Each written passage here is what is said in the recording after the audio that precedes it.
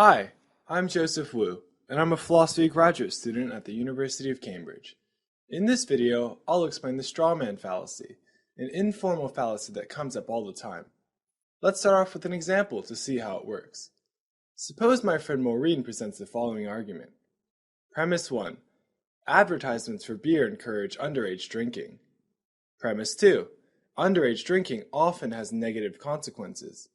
Conclusion. Therefore, advertisements for beer should be banned from TV. And let's say I respond with the following objection. Well, yeah, but people will never give up drinking beer. They've been doing it for ages.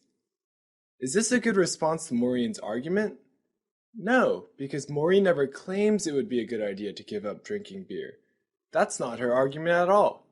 In this scenario, I've committed the straw man fallacy, since I've attacked a position that Maureen never advances. The straw man, or straw person, fallacy occurs when an opponent's position is misrepresented in order to make it easier to critique.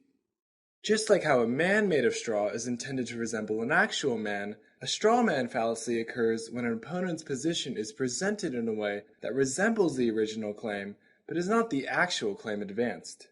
It creates the illusion that a position has been refuted or critiqued by switching out the original position with a different one. To see this more clearly, consider the following two claims. Advertisements for beer should be banned from TV. This is Maureen's original claim. People should stop drinking beer. This is my portrayal of Maureen's original claim. And these are two very different claims.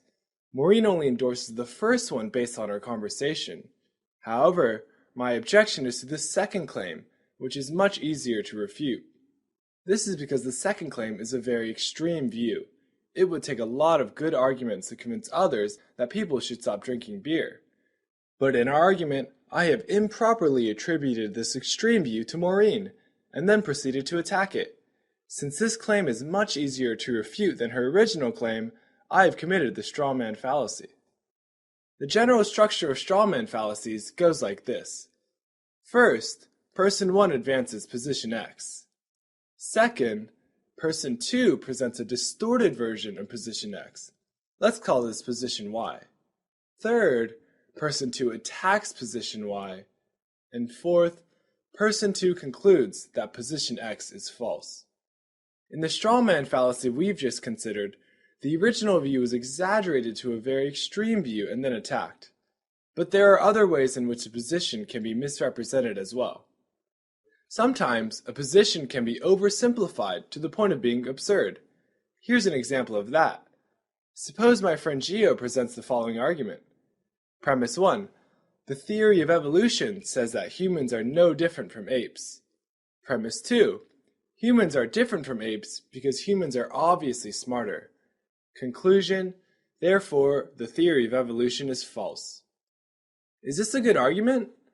Clearly not, since the theory of evolution does not claim that humans are no different from apes. Gio has falsely characterized what the theory of evolution says and then proceeded to attack it. He has committed the straw man fallacy. But it's worth noting that the structure of his argument is valid.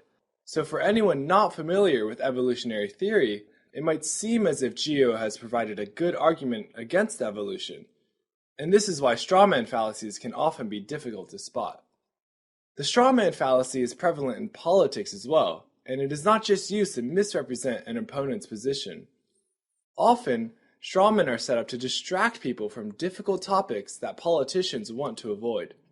For example, consider how politicians construct straw man responses by answering a question they were never asked. Suppose a politician is being accused of illegally using campaign funds for personal use.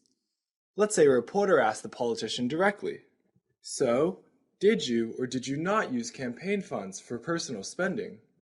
And the politician might respond with something like this. "That's an excellent question. I've received a lot of generous donations to my campaign. My favorite donation has been a handwritten card thanking me for everything I've done. I really love that card, especially since I value the dedication of working class people." In this example, the politician sets up a straw man by responding to a different question than the one originally asked. The question was whether campaign funds have been used for personal spending, but the politician provides an answer to the question What has been your favorite campaign donation?